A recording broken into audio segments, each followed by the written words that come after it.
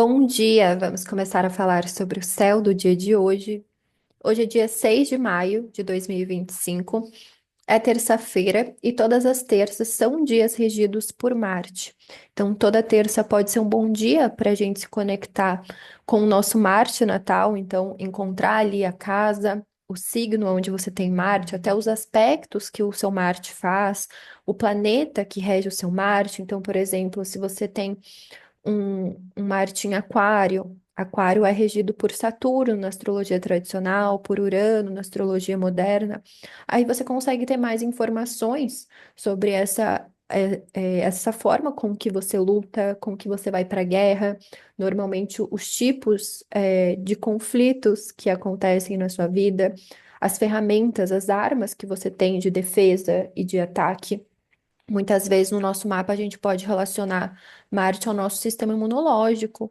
Ele tem o seu júbilo ali na casa 6, que é essa casa que vai representar o nosso dia a dia, esses esforços do nosso dia a dia, essa luta muitas vezes contra esses cansaços, esses desgastes, mas também vai representar a nossa rotina, essas práticas do dia a dia, os nossos rituais, trabalhos, serviços diários. É uma casa que também representa animais domésticos, mas eu vejo principalmente falando sobre como a gente lida com a nossa saúde. Então, Marte, estando ali, ele tem essa capacidade de lutar a favor do nosso sistema, do nosso corpo. Então, quem tem o Marte na casa 6 tem ele jubilado, a melhor casa para ele estar. E no céu de agora, o Marte ele está no signo de Leão, que é um signo quente, seco, é um signo de fogo, do elemento fogo, fixo. Então, traz essas questões e também é regido pelo Sol. Então, traz essas questões que envolvem agir de acordo com o nosso centro, com a nossa autoridade, pelo que nos traz vitalidade, pelo que nos ilumina. Muitas vezes o Sol, o Leão, é um signo relacionado com liderança, com essa capacidade de autogoverno, de administrar a si mesmo, de ter essa autoridade sobre si. Então, as lutas elas podem estar muito vinculadas aos temas solares no nosso mapa. Então, para cada pessoa é diferente, mas a gente pode pensar nessas características dessa busca de iluminação, de consciência, de presença. No céu de agora, o Sol ele está no signo de Touro, então podem ser essas lutas que envolvem constância, estabilidade, segurança, principalmente nos assuntos eh, terrenos físicos, práticos, que podem ir da nossa alimentação, da nossa nutrição, né? Até que pensando em questões a longo prazo, como essa segurança financeira, por exemplo, tá? Então podem vir algum desses assuntos à tona. Deixa eu ver o que mais eu escrevi. Então, Marte ele vai ficar no signo de Leão até dia 17 de junho. Então, até lá a gente tem bastante tempo para lidar com essas questões. Até pensando que Marte desde o ano passado ele estava em Câncer, ele retrogradou, daí foi para Leão, daí voltou. Então acho que esse momento assim de muito direcionamento do que a gente pode ter refletido nesse último ano, sempre vai depender aonde você tem o signo ali de Leão, mas eu penso nessa tomada assim de poder pessoal, de poder sobre si e agir por si. Acho que eu já trouxe isso algumas vezes da gente não ficar entrando em disputas de ego, que acho que pode ser uma característica negativa do signo de Leão, que é essa questão do orgulho. Também essa defesa assim territorialista, que muitas vezes, até pensando nessa oposição que Marte fez com Plutão, muitas vezes vem por esses medos, por essas inseguranças. Então, às vezes a gente nem sabe porque tá buscando ali tanto se defender, sabe? Defender o quê? Por quê? Então, acho que podem ser algumas questões que vêm. Então, a Lua, desde ontem, ela tá no signo de Virgem, ela ingressou em Virgem 16h40, tá?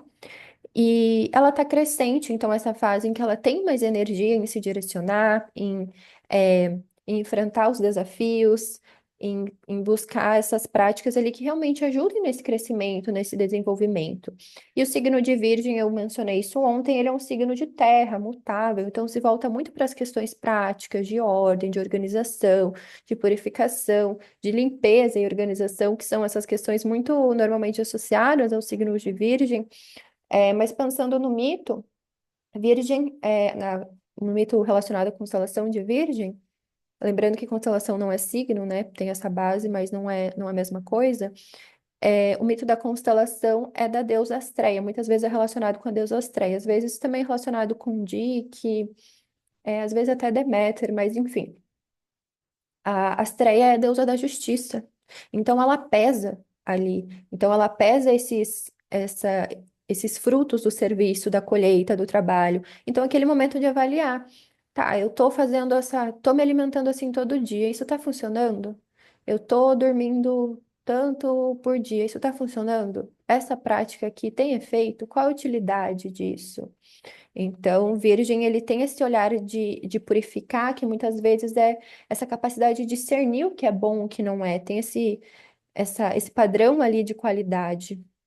Então, podem ser, até pensando que hoje a Lua não vai fazer aspecto com ninguém, pode ser uma reflexão muito interna sobre essas questões, questões de saúde, né, questões de práticas. Ontem eu trouxe como essas práticas de terapias naturais, né, pensando em fitoterapia, Ayurveda, yoga, muitas vezes é muito relacionado com esse signo, né, que busca sempre essa melhora do corpo, da matéria, aproveitando também, né, as questões materiais.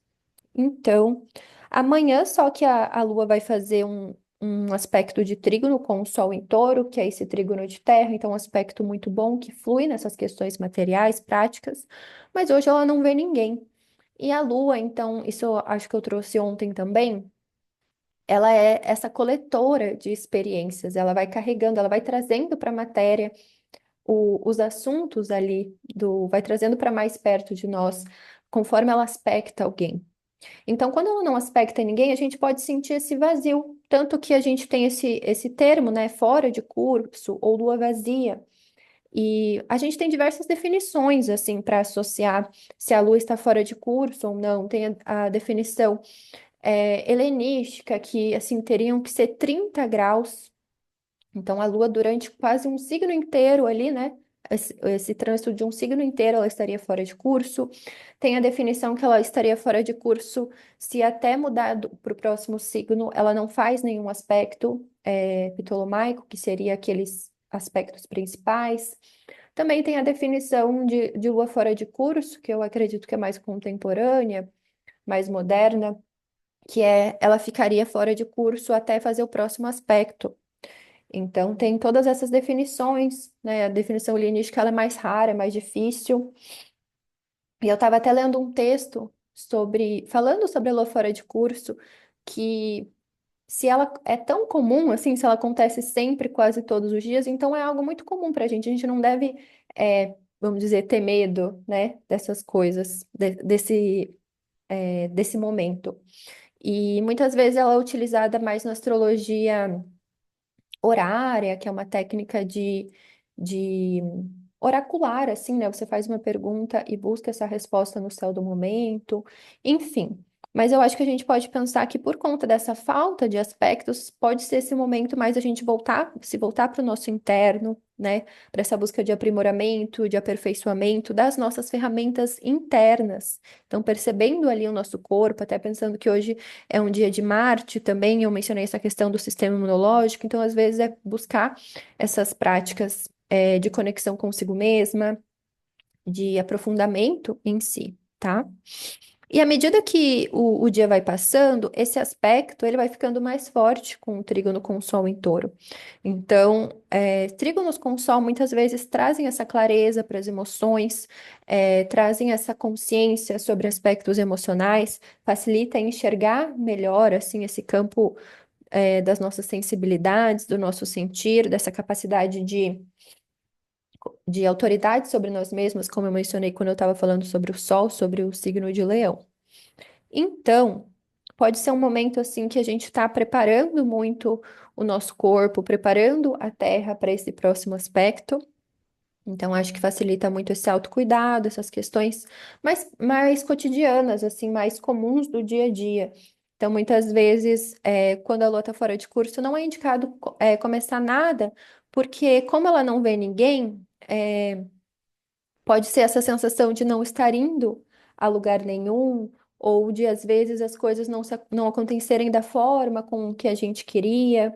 Então pode trazer alguns reflexos, né? Tem até um trecho que William Lilly no livro Astrologia Cristã, ele fala sobre como os eventos eles acontecem com dificuldade, né? Pensando na astrologia horária, assim.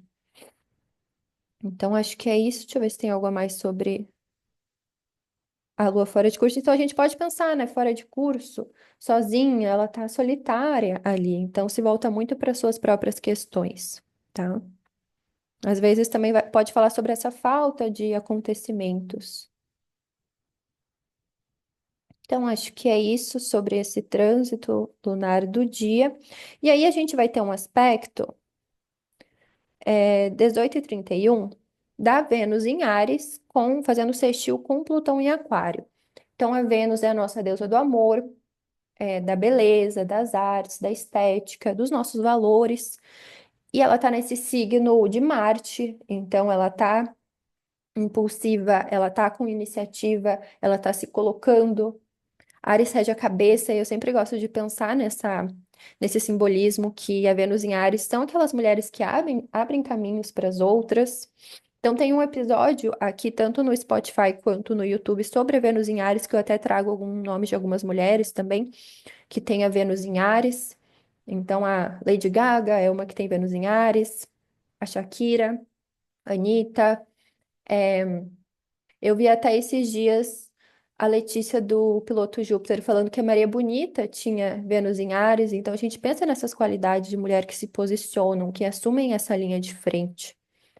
E esse sextil com Plutão em Aquário, então Plutão é esse astro que é invisível a olho nu, então fala sobre questões ocultas que a gente não enxerga assim tão facilmente. E Plutão é Hades na mitologia, então ele representa esse deus do submundo. Então, facilita esse contato com questões ali ocultas, com questões que estão na sombra, não necessariamente no aspecto negativo, mas que a gente não vê, ou que às vezes a gente ocultou por conta da sociedade, por conta de como a gente foi criada. Ah, então a agressividade não é bem vista para mulheres, então a gente oculta isso, a gente finge que não existe, tá? Então, eu penso que esse aspecto pode ser essa retomada de poder, até pensando que em Ares muitas vezes a gente associa muito com raiva, com agressividade. Então, pode ser uma retomada disso como uma força. Eu acho que até no episódio com a Mai, que a gente estava falando sobre o céu do mês, a gente trouxe isso também, dessa reapropriação desse poder mental. Então, pode ser um bom dia para a gente refletir sobre essas dinâmicas de poder, seja nos relacionamentos, como a gente se relaciona com as pessoas, seja como a gente se relaciona com os nossos desejos também. Às vezes se perguntar, esse é um desejo realmente meu? Sabe? Porque eu acho que Plutão em Aquário, no sentido negativo, a gente pode pensar de como pode ser influenciado pelo meio, pelo ambiente. Então, às vezes, você nem sabe. Ah, eu tô trabalhando com isso, mas eu nem sei por quê. Eu quero tal coisa, eu quero alcançar tal coisa, mas eu nem sei por quê, no fim. Então, Plutão, muitas vezes, ele traz muito esse. é, Deixa eu pensar na palavra. Esse aprofundamento mesmo, assim, no sentido de você buscar a raiz, de você buscar essa verdadeira intenção, sabe? Se é uma questão assim de muitas vezes manipulação, então de você sentir esse poder em relação aos outros, ou é algo realmente referente à sua alma. Então eu penso que por onde Plutão atravessa, ele traz muito esses expurgos no sentido de limpar o que não é você. E às vezes dá medo, porque a gente constrói, né, constrói nosso ego, então com base nessas referências externas, muitas vezes, e é construído para a gente ter uma sensação de pertencimento, para a gente ter uma sensação de controle. Então, Plutão, ele acaba com isso, né? Tirando essa questão do controle externo, e aí a gente tem que se voltar para o nosso controle interno. O que que eu domino sobre a minha mente? Então, traz essas questões. Que mais que eu coloquei aqui? Então, perceber, né? Linkando esse tema, Vênus, Plutão, é perceber se tem nos seus desejos, nos seus relacionamentos, tem dependência, tem manipulação, tem compulsão, tem obsessão, né? Tem medos e inseguranças que, muitas vezes, pensando Vênus em Áreas, que te impedem de começar algo, que te impedem de se relacionar com o que você quer, de fazer o que você quer, de se posicionar, tá? Então, penso que pode trazer essas questões. Então, olhar muito para esses medos, para essas inseguranças. Eu vou trazer, então, Sobre os temas da Lua em Virgem, eu deixei lá nos stories os temas para cada um dos signos ascendentes. E também tem um episódio que eu falo só sobre a Lua em Virgem, acho que tem uns 15, 20 minutos, que eu trago, o que que é bom para fazer quando a Lua está em Virgem, um mito, é, os temas para cada signo ascendente, até para se você tem planeta em Virgem, então eu vou deixar na descrição. Mas hoje, então, eu vou falar, até porque a Lua não está aspectando ninguém, eu vou falar sobre esse trânsito da Vênus fazendo sextil com Plutão, algumas ideias do que você pode refletir, tá? A partir do seu signo ascendente.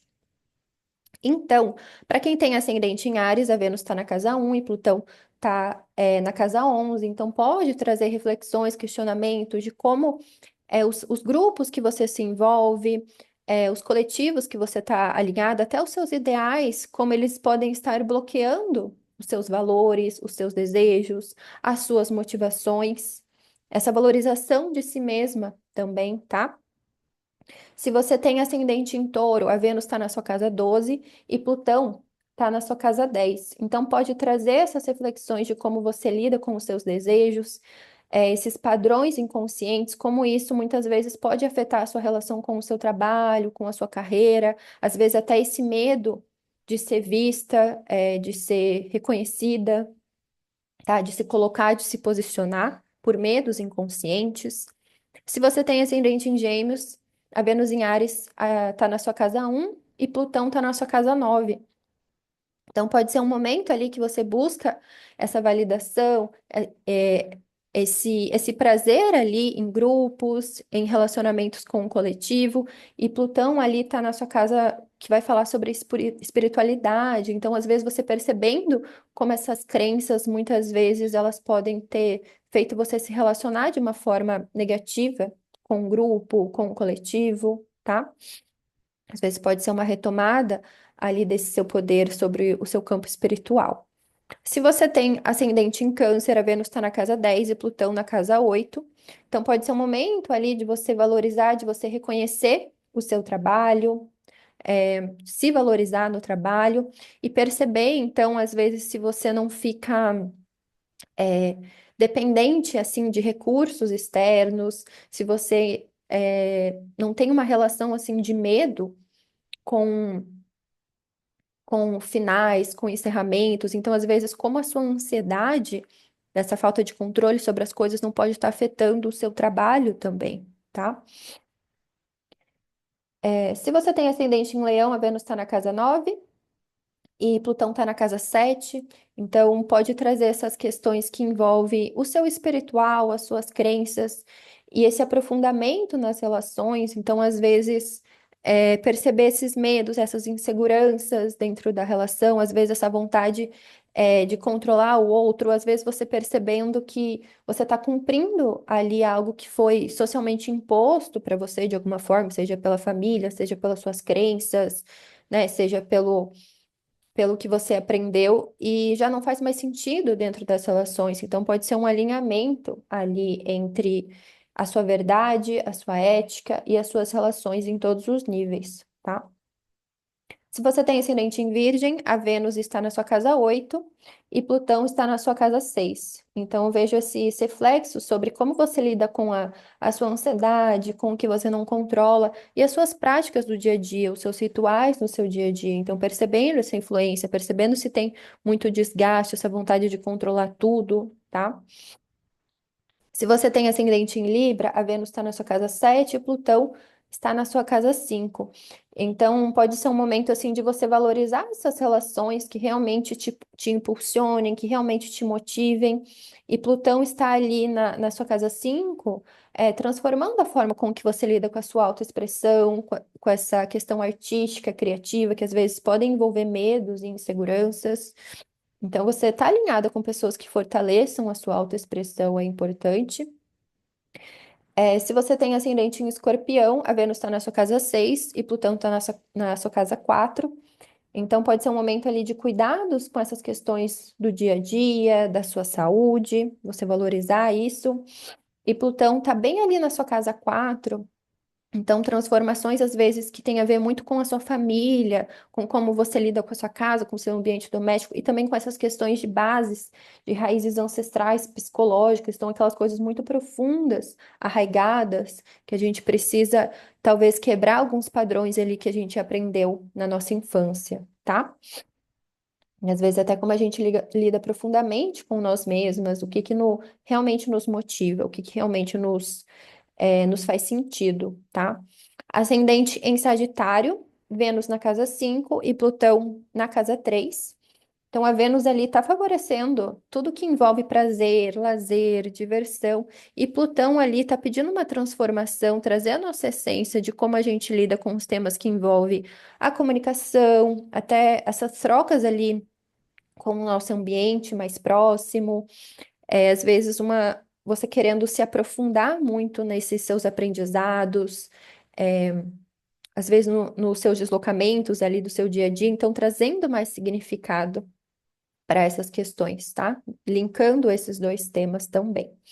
Quem tem ascendente em Capricórnio, a Vênus está na casa 4 e Plutão está na casa 2. Então, a casa 4 traz essas questões familiares, ancestrais, então talvez essa valorização ali da sua intimidade, às vezes até pensando nessas questões familiares e se aprofundando em si mesma. E o Plutão na casa 2 pode ter a ver com a forma com que você lida com os seus bens materiais, com as suas posses, com o seu dinheiro, com a sua nutrição, alimentação, às vezes percebendo se tem medos, se tem compulsões em relação a esses temas, tá?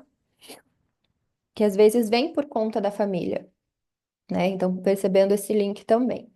E se você tem ascendente em Aquário, a Vênus está na sua casa 3 e Plutão está na sua casa 1. Então, a Vênus ali, ela está pedindo essa valorização, esse reconhecimento da sua capacidade de comunicação, de troca, principalmente com o ambiente à sua volta. E Plutão ali no seu ascendente pode estar expurgando muito dos seus medos, das suas inseguranças. Então, às vezes, percebendo como os coletivos, os seus ideais, ou até as suas ideias sobre si, podem estar te aprisionando, podem estar te bloqueando, e às vezes nem tem mais a ver com você, não tem mais a ver com as suas motivações, com o que te vitaliza, às vezes pode estar trazendo até medos no sentido, medo de ser controlado, medo de ser invadido, medo de perder a sua individualidade, né, lidando com o medo de ser julgado, essas questões, tá? Se você tem ascendente em peixes, a Vênus está na sua casa 2 e Plutão está na sua casa 12. Então, a Vênus estando na casa 2 pode ser um momento de você valorizar os seus recursos, valorizar a sua alimentação, sua nutrição, até pensando talvez em fontes de renda, em como você lida com o seu dinheiro. E ali, Plutão na sua casa 12 pode ser um momento ali importante para você lidar com esses padrões inconscientes. Então, às vezes, perceber esses medos, essas inseguranças, essas compulsões, elas afetam a forma com que você lida com o seu dinheiro, com que você gasta o seu dinheiro, com que você se alimenta, com que você se nutre, tá? Então, perceber essa relação. Então, é isso para o dia de hoje. Eu espero que tenha trazido insights para vocês sobre esse aspecto. Me contem aqui se fez sentido para vocês. E amanhã a gente fala mais sobre o céu. Até!